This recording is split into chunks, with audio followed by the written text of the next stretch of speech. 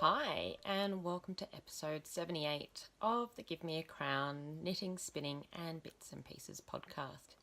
I'm coming to you from a little village in the central tablelands of New South Wales in Australia, where it is stinking hot today. It has been a bit of a heat wave for a few days now, and I'm a bit flustered, but I have an opportunity to record this podcast for the first time in a while, so might as well do it. My name's Niina. I can be found as Give Me a Crown on Ravelry, Instagram, Pinterest and Facebook, and it's also the name of my Etsy shop where I sell project bags and various things. And in this episode I have a lot of finished objects to share with you because it has been a while since I last podcast, and I have some works in progress, I have some acquisitions and a bit of chatter at the end, including my 2018 yarn crafting goals and all that kind of jazz. So I'm a little bit rusty. It has been a while, but let's get on with the show. So my first finished object was something that I had started for the last episode, which was a tortoise. My niece had asked for a tortoise. She drew me a beautiful picture, so I worked on that. It has gone off to her already, so I don't have it to show, but I have some video footage that I'll be popping up on the screen here. I used some scraps that I had laying around that were Motivera yarns, kind of a DK weight wool yarn, but I find that it works really well for soft toys, and it was very fiddly. I didn't use a pattern, I just sort of made it up as I went along.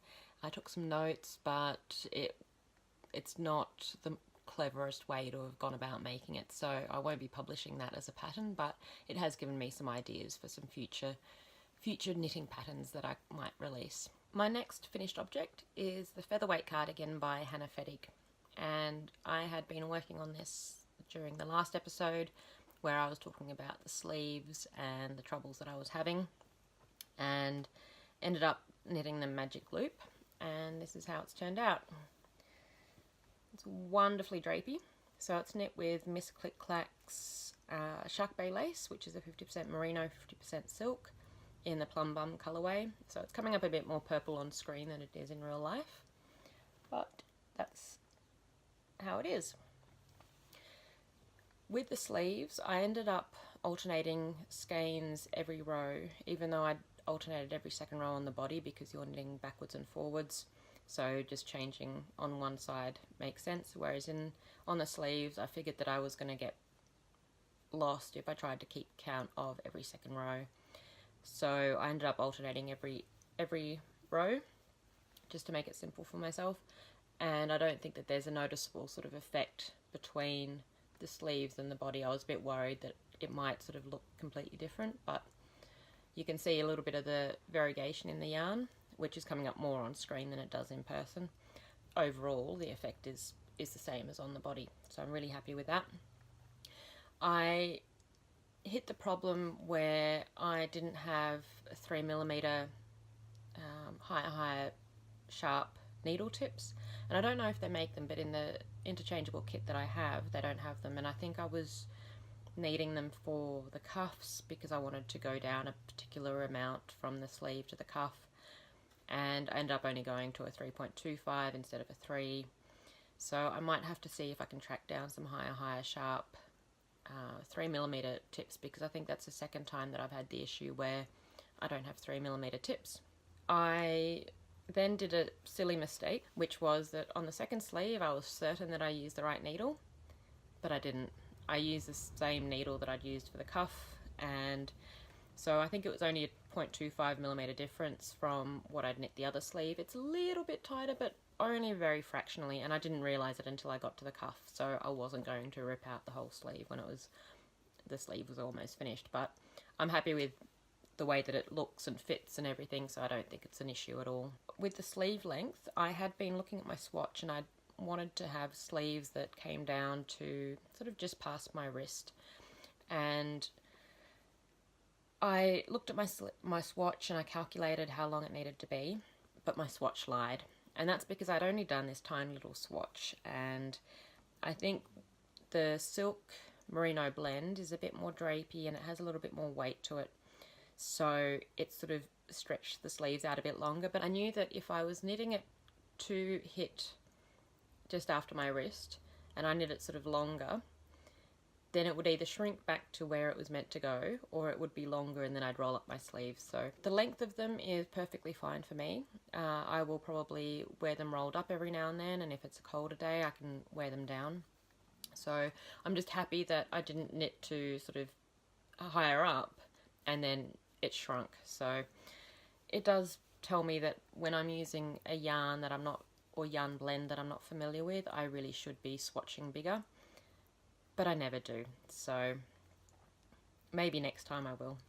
When I was picking up the stitches for the button band, so it's a button band or collar, but it doesn't have any buttons on it, I did some calculations about my row gauge and my stitch gauge to make sure that I was picking up the right amount, because I think I saw a few of the project notes in Ravelry where people had sort of picked up a different amount. So I just did some calculations to figure out how many rows I was getting, how many stitches I was getting per inch, and then sort of adjusted it from there. And when I was picking up the stitches for the bottom, I've sometimes made some cardigans where this bottom corner sort of points up a bit. So I don't know if it's partly due to the fibre content, but also I just did a little thing where when I was picking up the stitches at the corner, I just picked one up a little bit further along the bottom edge, and I think that that has helped me to get a straighter edge than what I've managed to do in previous cardigans. So there's the other side as well, which is nice and straight. So I'm really happy with that sort of little hack that I did. I absolutely love this cardigan. I haven't given it much wear yet because it has been stinking hot, but just putting it on and for a little bits of time, it just feels gorgeous. I love the feel of this silk merino, and it only weighs 140 grams. So I'd bought 2 skeins of the yarn and I've still got 60 grams to go, so I think I'm going to be using that for a bit of a shawl, or maybe combine it with something and do something interesting, but it weighs pretty much nothing. 140 grams is absolutely tiny. It feels just super soft. When I gave it a wash, it did lose a little bit of sort of a fine fluff. It's not like it pilled, or maybe it was pilling, I don't know the technical sort of meaning of pilling necessarily, but there was just this fine sort of fibre coming off it, and some of that had ended up in my project bag as well, because I had the 2 balls of yarn in the project bag, and as I was using yarn, this little fibre sort of accumulated in my project bag, but I used a, what's the word for it, one of those lint rollers to clear out my project bag. And then when I was laying this out to dry, I found that I was getting this little fine fibre on my fingers, but it hasn't affected the fabric at all. It looks absolutely stunning and gorgeous, and there's no fluff on there at all.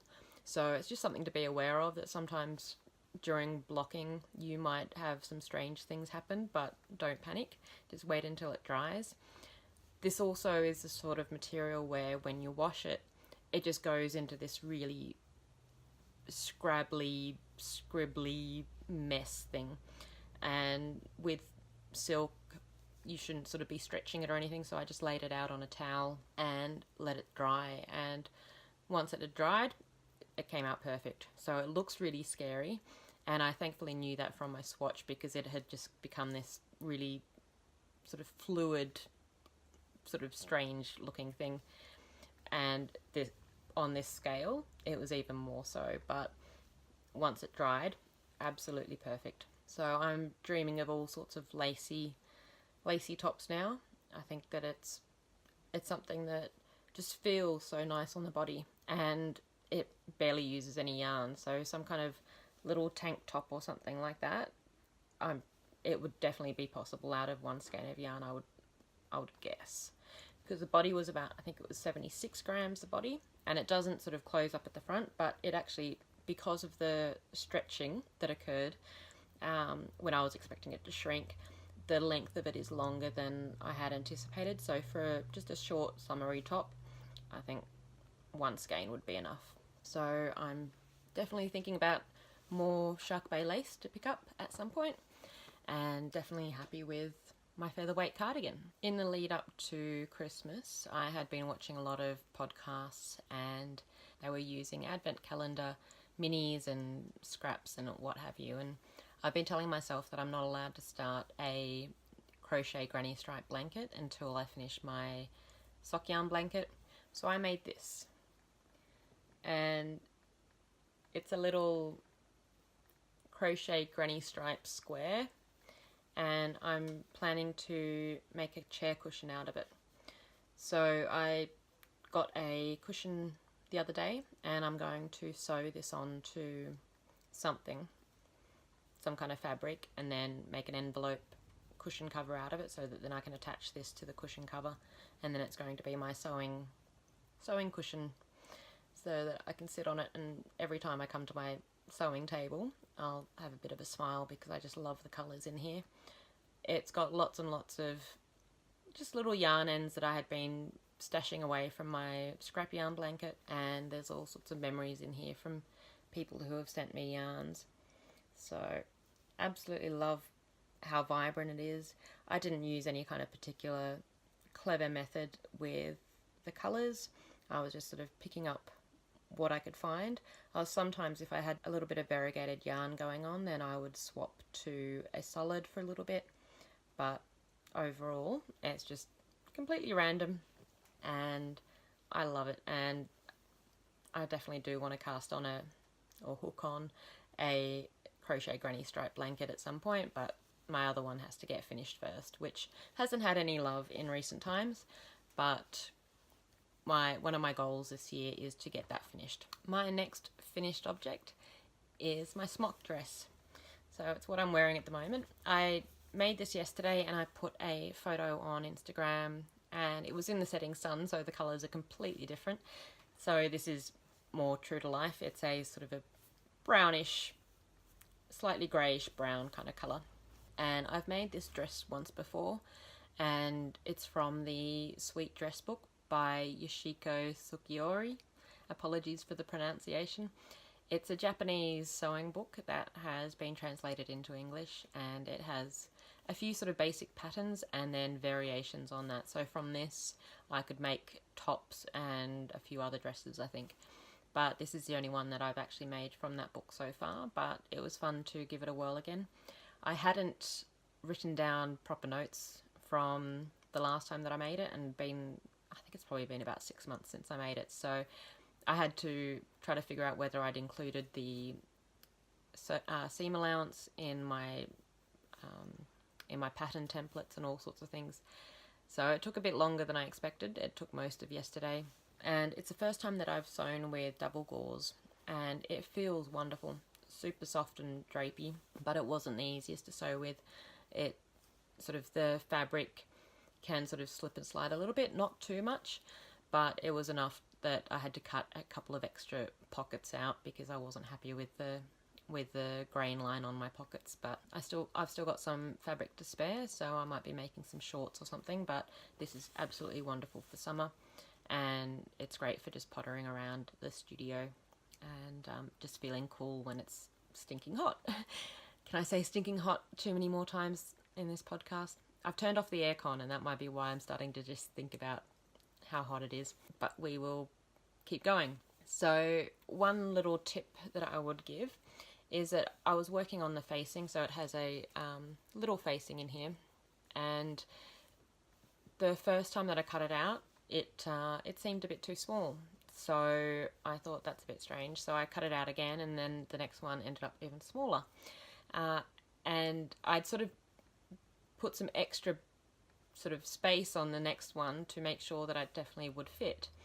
And then I was staring at it and thinking I'm going to have to cut out a third one, when I realised that because I'd cut a taller facing, all I had to do was just trim a little bit off the top part, and that would make the sort of the edge of it longer.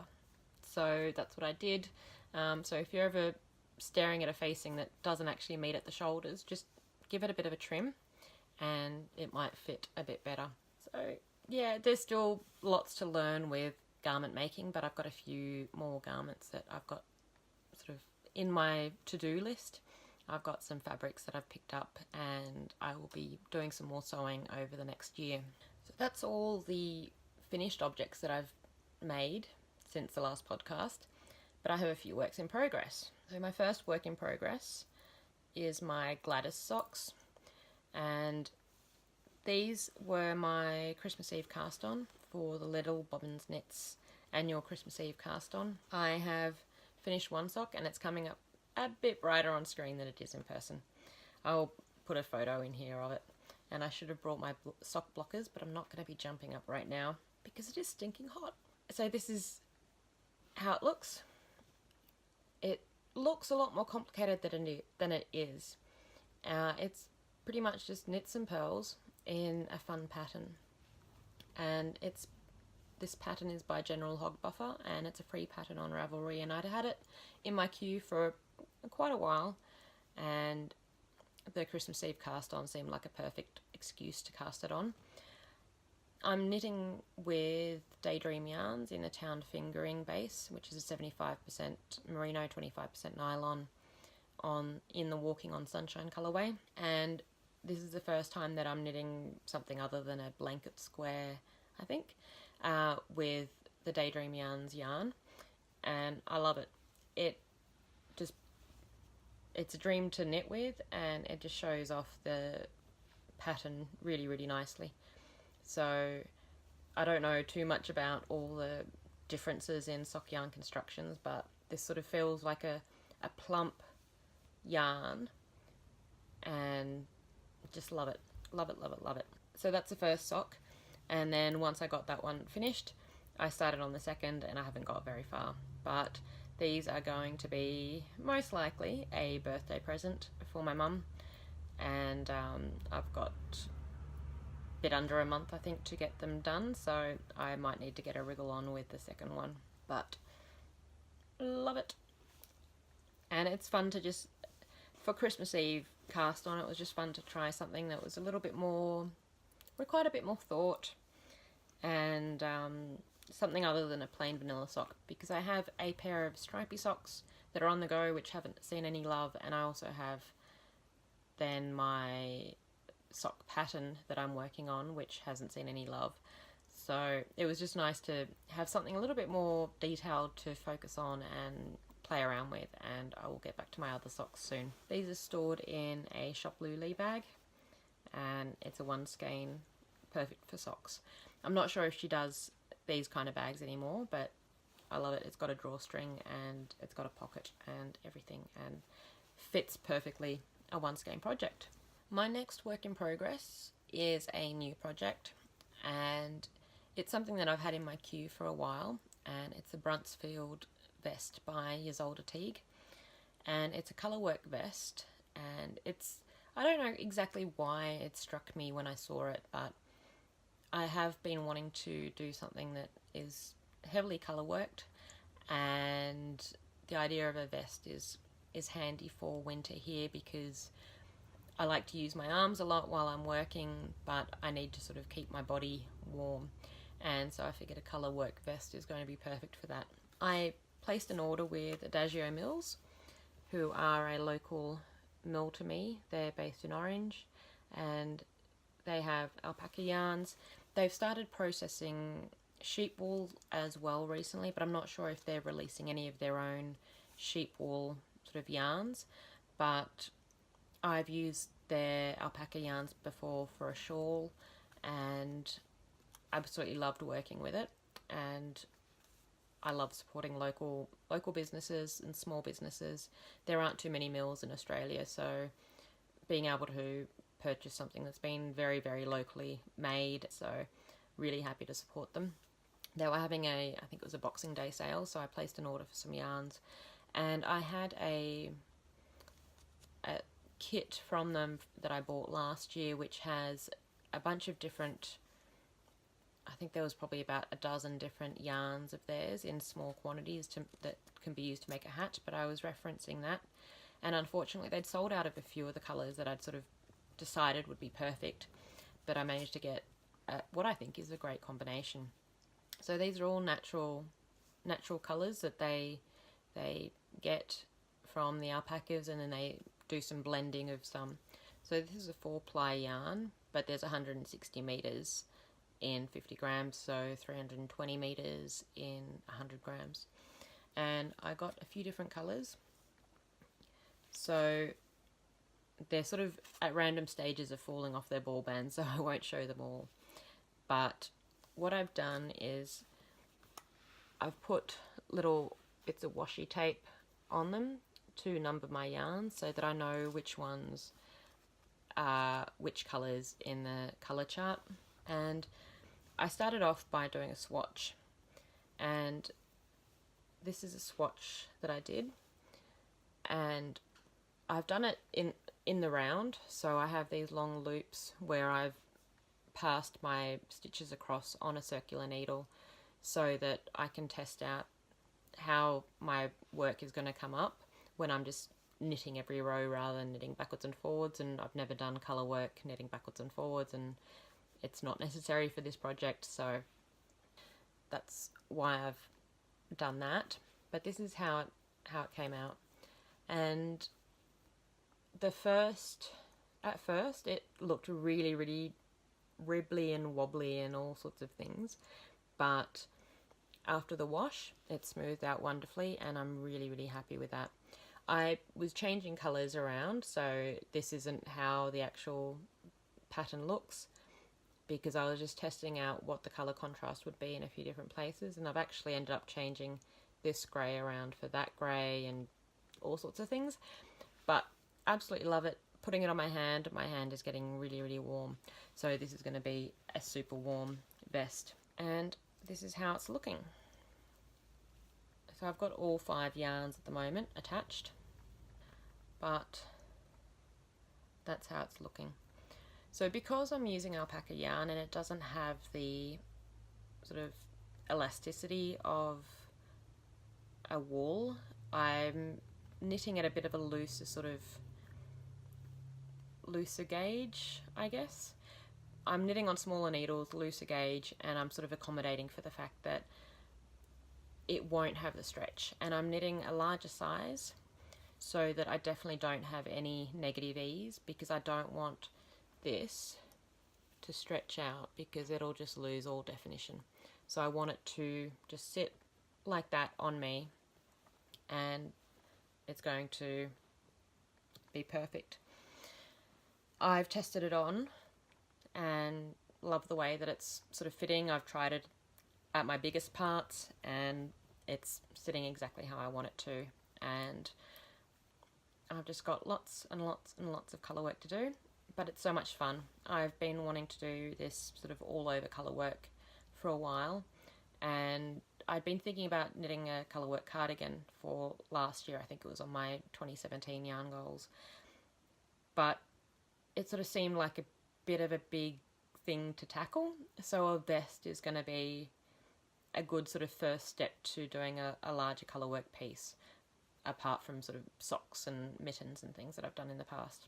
This vest is going to have steeking, and I've never done steeking before, so somehow it magically grows up, and then there's going to be a steek at the neck and the arms, I believe. Haven't read through it all in complete detail, but once I get a bit closer to where I'm putting the steeks in, I'm going to do a test swatch, and I'm going to do a test cut of the swatch, because I want to make sure that I know what I'm doing before I actually knit the pieces that are going to be steeked, because I don't want to have yarn falling all over the place, but I think it's all going to work out super well. So at the moment it's looking a bit wobbly, but it's going to, with a block, it's going to look even more defined like that. So I'm really, really enjoying this project. It does take a fair bit of concentration. The alpaca takes a little bit of getting used to knit, because it does feel a bit different on the hands, but this alpaca is different to other alpacas that I've used before. It just feels a bit more natural and wonderful, and it just doesn't have the stretch that I'm used to with wool, but for colour work, I think it's going to be absolutely perfect. I'm not sure if all alpacas would be, but I've knit some mittens before that were colour work mittens with alpaca, and they've held up perfectly fine. So I think it's a matter of being very, very careful with what gauge you knit at, so that you're not causing the piece to sort of shrink up afterwards. I did a tubular cast on with the ribbing, and I found the instructions on Craftsy. Not sure that you can really tell in any kind of way, but it's a nice sort of round cast on there. And I think it's important to always be looking at the swatch when you're working on something like this, because it just reminds me that as wobbly as it looks now, it's going to look a lot better once it's actually blocked. So I'd also been wondering where my spinning mojo had sort of disappeared to, and I went to look at my fibre storage bin, and there wasn't much in there. So I kind of understand where my mojo went. I have used up all the sort of fun braids that I have. I've got a couple of slightly more sort of plain braids in there, but I didn't have anything that had lots of colour or fun things that I could experiment with. And then I saw that Skein was having a fibre update. I think it was just before Christmas. So I had to go get some. So I ordered this braid, which is called Vintage Christmas, and it's an 80/20 superwash merino 20% nylon. So I'm thinking that this is probably going to be a spin for some Christmas socks. So for my next Christmas Eve cast on, I'll have some hand spun, and it's got browns in there, so it was calling my name, but it's got the blues and reds and purples in there as well. So that's going to be fun. I also got this one, which is a Thunderstorm, and it's also an 80/20 merino nylon, and this one has a lot sort of richer colours, so I'm going to have fun figuring out how I'm going to spin this one. I'm sort of thinking I'm going to end up doing self-striping for both, but we'll see. I might need to do having a look around Pinterest to see if there's been new fun articles about spinning, to see if I can get some inspiration on something else. But I think it's a fun braid. I was definitely enjoying, I had some Ren and Ollie braids last year that I had a lot of fun spinning up, just because the colours provide just moments of fun watching the way that they blend together and trying to keep control of them, and it was a fun thing to be learning about. So I think that's why these things are grabbing my attention. And then this one. So this is a 50/50 merino silk in the birthday cake colourway, and it's absolutely gorgeous. And I've spun with a little bit of silk merino blend before. I'm not sure if it was 50/50, I don't remember, but the shawl that I knit from it was, and still is, amazing. So I'm going to have fun playing with this. I might need to do some reading up on spinning with merino silk because of the 50% silk in here. I just want to make sure that I do it justice.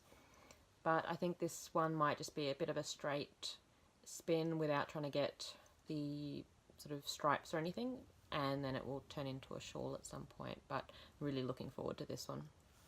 And then the wonderful Kristen from Skein very, very kindly sent this extra braid.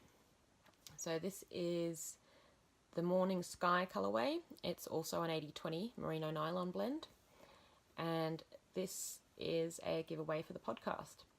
So I think what I will be doing, my sort of home life should be sort of getting a little bit less hectic in the next month or so. So I think probably we'll have a spin along in March, and maybe March and April, and then that will be a prize for that one. I'll sort of see if I can figure out some way to do a knit along and spin along sort of thing at the same time, but this at least will be a prize for a lucky partaker out there. So thank you very much, Kristen. It's very, very kind of you to donate that to the podcast. Another acquisition that I made was that Morris & Sons in Sydney, and they have a few other stores in Melbourne and Katoomba, I think it is.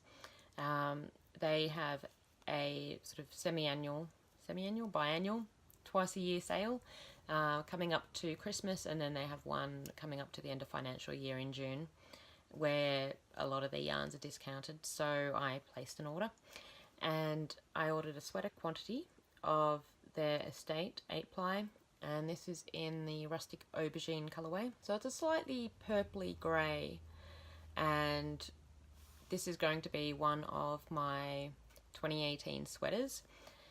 Kristen from Skane decided, I think it was just before Christmas, that 2018 would be the year of the sweater. So there's a hashtag on Instagram, which I recommend checking out. You can follow the hashtag and see what people are updating. Thankfully, so far, not too many spammy sort of things, but we'll see how the year goes along. I think as people start to see more and more people using the hashtag, unfortunately it's a side effect that some people think that it's a perfect opportunity to put completely unrelated things under that hashtag, but there's been some amazing sweaters already being knit so far, but this is going to be for one of mine. And then I also ordered a sweater quantity of Estate 4-ply, and this is in the building colourway. So I've got a few other skeins or balls of both of these 8-ply and the 4-ply in sort of colours that will work well with these. So I'm not sure yet if they're going to be have a little bit of colour work going on. I'm not sure if they're going to be cardigans or jumpers. I'm pretty sure this is going to be a jumper. This one I'm not too sure of. I'm sort of gathering a bunch of different options on Ravelry, and as the year goes on, I'm going to be knitting a lot of sweaters. My goal for this year is going to be 6, and I've got these 2 sweater quantities. I've got 1 Miss Click Clack sweater quantity, and I'm already doing the Bruntsfield. So then I've got a few more to sort of figure out as the year goes along, but I'm really excited about getting a few more sweaters into my collection. The winter here lasts a pretty long time, or the colder weather, so I've definitely been wearing a lot of sweaters. And I got the 8-ply because I've only got a few that are sort of a heavier weight, and I think this is going to be absolutely just perfect for me. So in case you don't know, I love my greys, I love my browns, and that's pretty much what I'm sort of making at the moment. Also, due to my lack of podcasting, I haven't sort of gone over my 2017 yarn goals and how I did, and I won't sort of bore you with that. I'm trying to write a blog post about it, and it's sort of halfway done, haven't quite finished it, but it will be available at some point. But I did pretty well with my goals, and some of them I have transferred over to 2018 yarn goals, and I need to put those on Ravelry, but again, just things getting in the way, so I haven't quite done that. But I've started a bullet journal.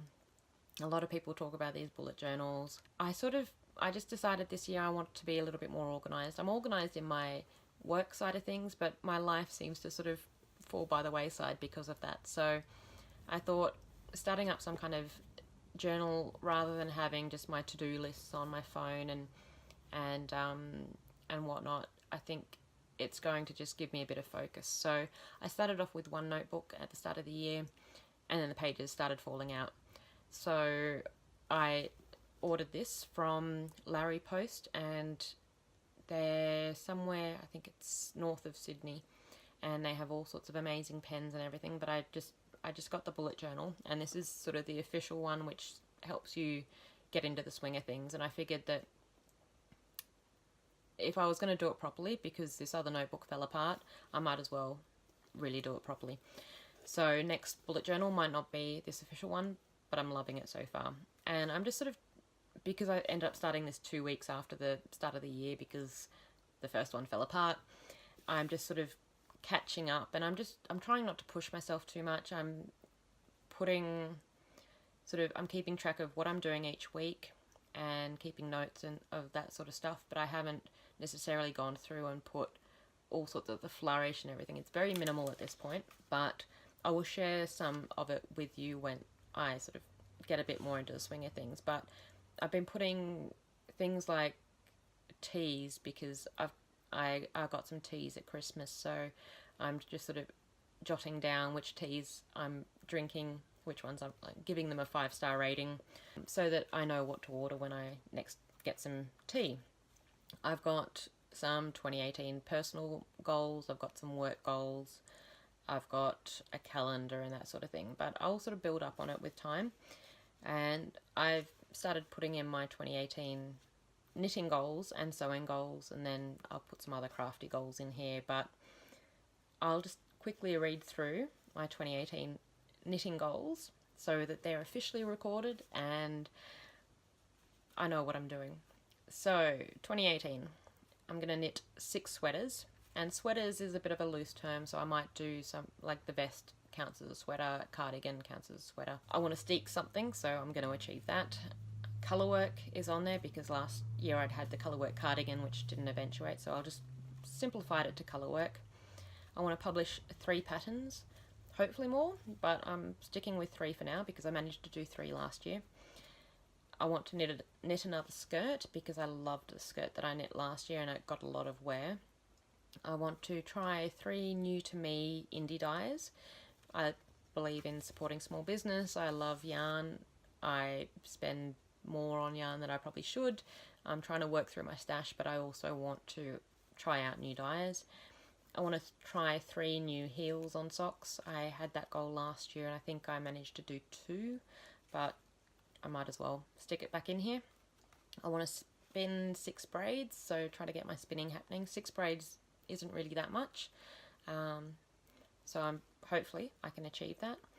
I want to learn English knitting, and for those who have been watching for a few years, I've had that on my to-do list each year, and I sort of just never get around to sort of practicing. I can kind of do it if I have to at a pinch. When I've tried it a few times with two-handed knitting, but I'd like to just actually do something small with English knitting just so that I know that technique, and it will help me with my pattern writing just to sort of make sure that what I'm suggesting doesn't sound completely foreign to somebody who knits English style.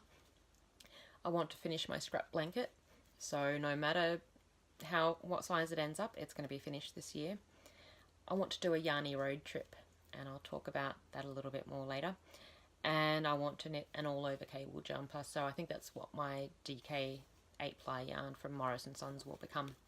So it's not a huge list, and I might not make it, and I'm okay with that, but it's nice to have something to reference through the year just to sort of see how I'm tracking against what I've listed. And I have a feeling that I've made it a bit too simple for myself this year. So I've got a future goals column in there that I can jot down ideas that I think of that might sort of apply for next year. Not that we need to be thinking about 2019 just yet. So this is becoming a very rambly episode, but thank you very much for everyone who has been tuning into the podcast over the last few years and last year in particular. I know I've been very sporadic. This time of year in particular, work-wise, I've been very busy, and also family-wise, just had a lot to sort of help out with and do, and my mum was planning another trip, so just sort of helping her organise and do all sorts of things, so it's been taking up my time. But in the next month or so, things should start to sort of ease up on that front as she heads off, and I'll have a bit more time to myself outside of working. So thank you also for everyone who has been visiting my Etsy shop and buying things and leaving reviews or just sending me messages. It makes me very, very happy to be able to make things that people like and that people enjoy, and I love the fact that I can be making for a living. So there will be big things happening in 2018, and I'll share them as we get to them. I also want to thank everyone for their encouragement last year as I was getting ready to release my first ever pattern, and then I released a second and a third. It's been wonderful to see people making the things that I designed, and again, just the encouragement and everything was just incredible. I also want to say thank you to all the chatter on Ravelry and Instagram. Living in a very tiny little place where there aren't many people to chat to, let alone knit with or anything, podcasts and the community out there is just very important to me, just to sort of keep me sane as a sounding board, people to provide help when I get stuck with things and just have a laugh with, and it's been great in that front. So that was just a big thank you to everyone out there. It really means a lot that I can be here and you're all out there. So just to share a few little things that have been happening since the last podcast. The biggest thing is that I got a car, and it's something that I never expected to do. I quite happily potted along without a car, but I've been here for almost 2 years now, and borrowing a 20-year-old car, which just didn't, for borrowing it didn't feel like it was mine, so I didn't feel like I could do anything I wanted with it, which isn't true. I could have gone anywhere with it. But also, I think just from a safety perspective, I have issues with driving. I'm not a fan of it. I've only had my full license for a few years. I just happily had my learners for a very long time, and I have issues. But I got a car. I just figured that it just kind of made sense, and I'm really happy with the car that I got. I still haven't driven it that much, but when I do drive it, I get a lot more enjoyment from driving. I feel safer. I feel happy. It's mine. So it was a bit of a big decision, because if I go back to Sydney, I don't need a car. But I have it now, so I guess that means I'm staying here for a bit longer. And one of the amazing things about it is that I can listen to anything on my phone. It has Apple CarPlay, so that's a big help. Now I can actually control my music, and I can listen to podcasts, and I can have maps on the screen and all sorts of things. So it makes driving a lot more pleasurable, but the safety in the car is just a lot better. So I feel a lot more confident driving the car. Not so confident that I'm going to do anything silly, but just it's nice to feel like the car's not going to break down any second. So for a road trip, I am thinking about going to Bendigo. I don't know if it's too late to organise going to Bendigo. I don't know what the accommodation's like there. With a car, I can, I guess, get accommodation anywhere sort of within a driving distance, so I'm not too fussed if I don't stay in Bendigo itself, but it's something that I'm working towards, and hopefully with my bullet journal and all sorts of things, and I will just make that time for myself to take a few days, go for a road trip, and see lots of sheep and wool and people, because it would be absolutely lovely to meet those of you who are going to Bendigo. Hopefully it all works out, but I'm my own boss. I should be able to do this, and I have a car that I like now, so it should be okay. I have, as I mentioned, been spending a lot of time with family, and that's been keeping me busy, but I have still been trying to keep up with my Swedish practice. I finished the whole of Arnedal, or the first and second series. I think there's a few other series that have come out in Sweden, but they haven't shown them here yet, or they're not available on SBS on demand. But I started watching Engelby, something like that. I should know it by now. I feel very awkward.